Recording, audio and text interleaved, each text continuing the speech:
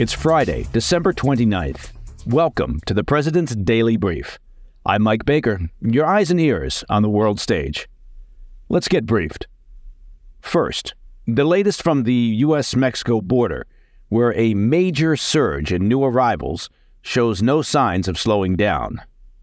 Later in the program, the new maritime task force, meant to protect commercial vessels in the Red Sea from Iranian-backed Houthi attacks, is already showing signs of breaking.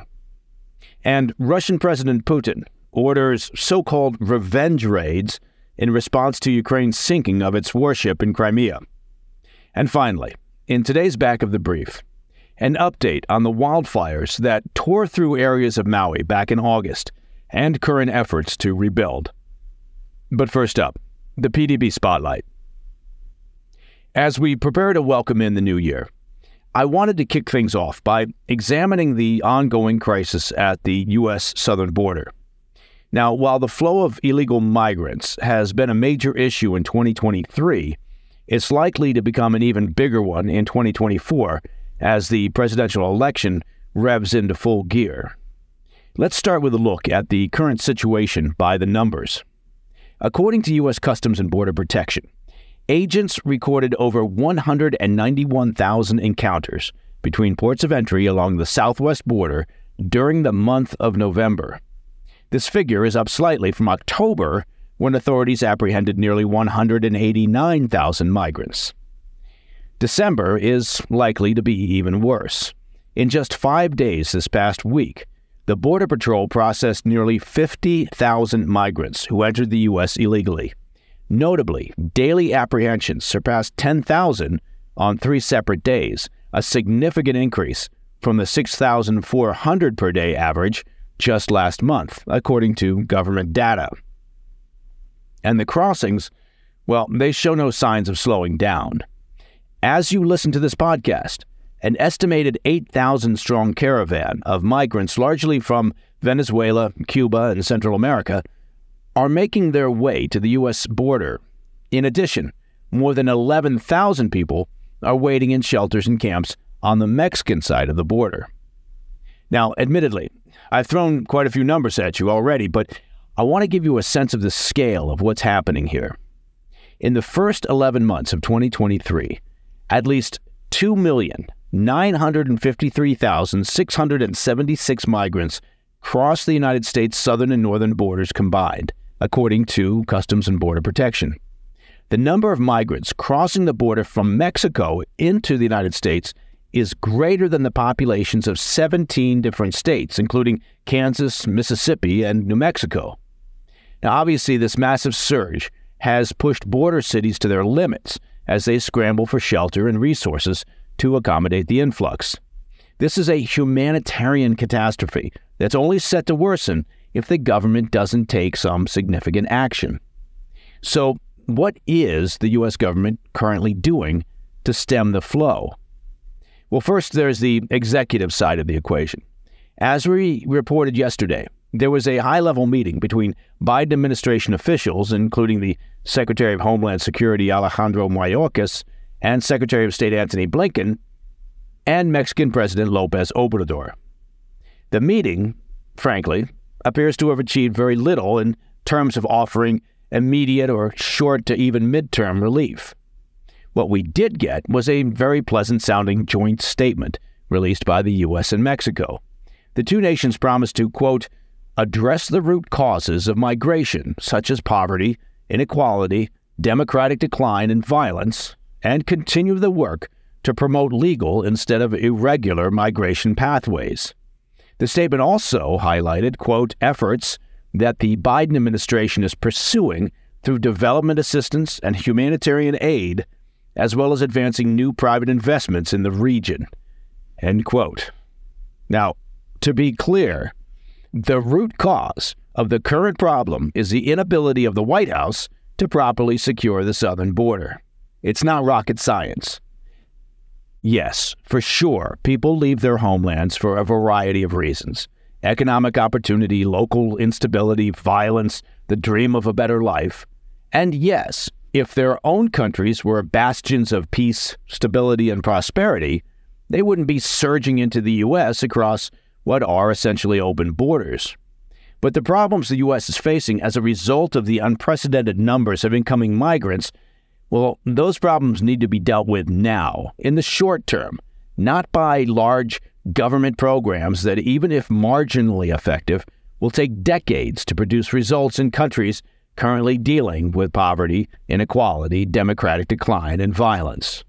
Look, it makes politicians feel good and righteous and all warm inside to talk about curing these long-term root causes.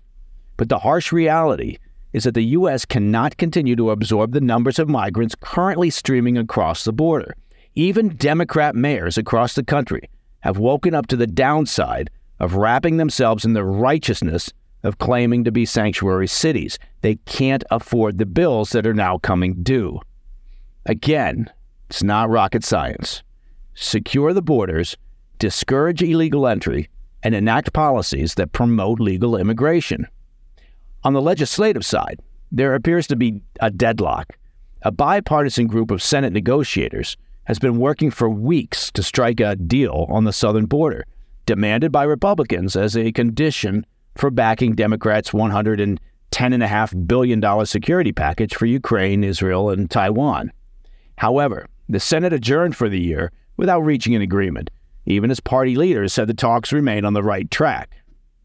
I'll wrap it up with this. The current administration and politicians on Capitol Hill would have a hard time organizing panic in a doomed submarine. The idea that they'll focus on solving generational problems in countries like Honduras, Venezuela, Haiti, and others, that they'll solve the U.S. border problem by ending poverty, violence, and corruption in other countries, well, it's laughable at best. They need to focus on what they can actually fix. When we come back, less than 2 weeks after the Department of Defense announced the launch of Operation Prosperity Guardian to shore up Red Sea commerce from Houthi attacks, some members of the task force already appear to be backing away from it. Plus, Russian President Putin is reportedly ordering revenge raids after Ukraine successfully sunk a warship in a Crimean port. I'll be right back. Welcome back. We turn our attention to the Red Sea, where U.S. efforts to deter further attacks on ships by Iranian-backed Houthi militants appear to be floundering. U.S. President Biden unveiled an initiative on December 18th to form a new maritime task force in response to escalating Iranian-backed Houthi attacks on Red Sea shipping. However, reluctance from several U.S. allies is already threatening to undermine the effort, according to a report from Reuters. While the task force, dubbed Operation Prosperity Guardian, reportedly includes participation from 20 countries, many have not stepped forward to officially confirm their involvement and have asked the U.S. to refrain from acknowledging their contributions. Some countries, included in the initial announcement, have since publicly distanced themselves from the operation. Italy, for example, opted to send a ship to the Red Sea at the request of Italian commercial ship owners, but stressed that the vessel would remain under their own command. Similarly, France voiced support for enhanced patrols of the Red Sea, but said any French vessels sent to the region would remain under French command. Spain also refused to join the operation and balked at a proposal to use an existing EU anti-piracy mission to protect commercial vessels in the Red Sea. And meanwhile, Saudi Arabia and United Arab Emirates, who the U.S. had hoped would participate in the task force, at least silently, have publicly distanced themselves from any involvement in the coalition. Now, this comes as roughly half of the container ships that usually move through the Red Sea and Suez Canal have actually abandoned the region, opting to take the path around South Africa's Cape of Good Hope. Traveling that route can cost a considerable amount of time and money, and will cause an increase in the price of consumer goods worldwide, according to a Bloomberg report. All in, new ship arrivals into the Gulf of Aden dropped by 40% between December 22nd and December 26th. Continued disruption of this critical shipping lane will likely have a profound global economic ripple effect. So with billions in global commerce at stake, why the reluctance to be officially linked to the U.S.-led task force? Well, It appears to stem, in part at least, from fears among European leaders of being linked to Israel's offensive in Gaza. Polls show that increasingly strong majorities of Europe's populations oppose Israel's current military response in Gaza, and their governments, of course, are wary of popular blowback from their electorates. Everybody wants to keep their job. Leaders are also worried about making their own country a target of the Iranian-sponsored Houthi militants in Yemen, fearing that their participation in the task force could lead to reprisals. Now, we should note that there are existing U.S.-led military coalitions in the Middle East that already cooperate with European Union groups in the region. This means that nations who are not a part of the new task force can still coordinate on patrols with the U.S. Navy.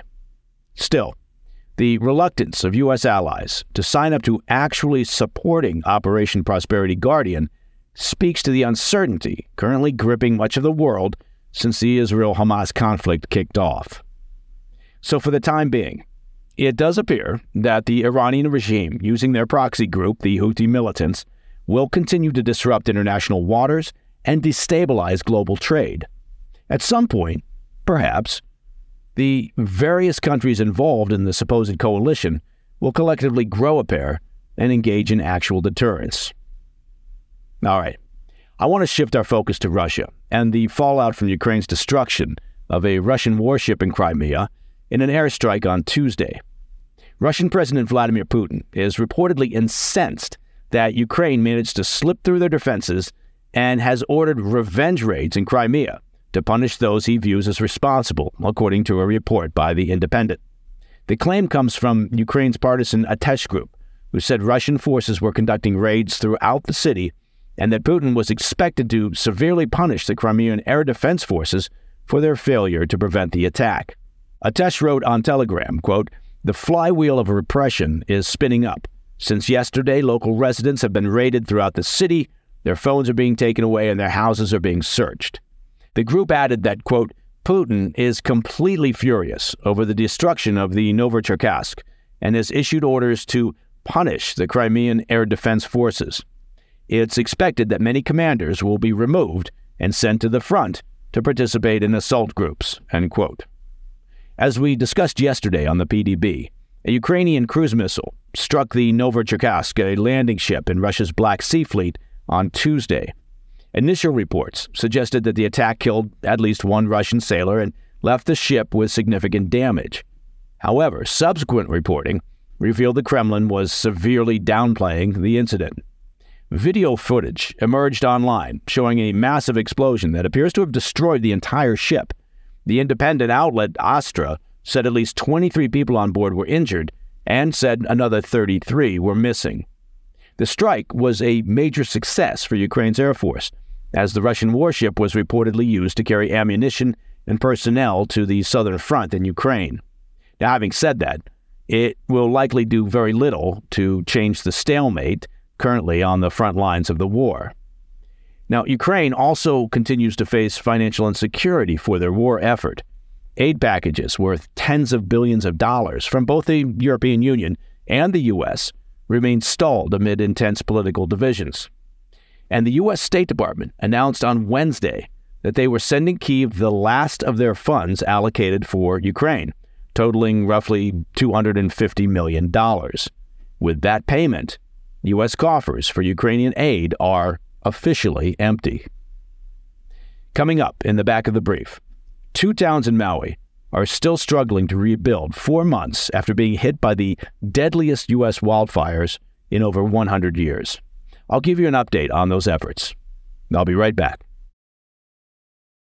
In today's back of the brief, I wanted to take a moment to give you an update on a story that disappeared all too quickly from the headlines this year. The wildfires that tore through the towns of Lahaina and Kula in Maui, Hawaii, over 4 months ago. The devastation wrought by these fires was historic. The death toll currently stands at 100, marking it as the deadliest wildfire in the U.S. in over a century. The impact extends beyond the tragic loss of life. Over 2,000 buildings and 2,100 acres were consumed by the flames. This includes not just family homes, but also historical structures some dating back to when Lahaina was the capital of the Hawaiian kingdom. Currently, Lahaina and Kula are still in the thick of cleanup operations, aided by the Army Corps of Engineers. This process is long and difficult, involving the removal of ash, hazardous trees, and the remnants of concrete foundations. One of the significant challenges faced by the cleanup crews is the disposal of debris. Officials are grappling with the dilemma of finding a suitable location for the ash and debris, much of which is contaminated with arsenic, lead, cobalt, copper, and other harmful substances. It's estimated that around 400,000 cubic yards of this contaminated material exists, enough to fill over roughly 120 Olympic-sized swimming pools. For now, there are plans to establish a temporary facility in a neighboring town to store this debris. But the challenges don't end there, of course. Homelessness is pressing. Hawaii Governor Josh Green has reported that there are still 6,297 residents without homes. Some are temporarily residing in hotels, while others have been forced to camp out on local beaches. The road to recovery remains long and costly for the victims of the wildfires. To fully rebuild and replace all lost structures, the estimated cost stands at a staggering $5.5 billion. We wish the people of Maui all the very best for this coming year. This story deserves continuous coverage. And if folks want to donate to wildfire relief efforts, you can do so at mauinuistrong.info. That's Maui, M-A-U-I, Nui, N-U-I, strong.info. And that, my friends, is the President's Daily Brief for Friday, 29 December. If you have any questions or comments, please reach out to me at pdb@thefirsttv.com. I'm Mike Baker. I'll be back later today with the PDB Afternoon Bulletin. Until then, stay informed, stay safe, stay cool.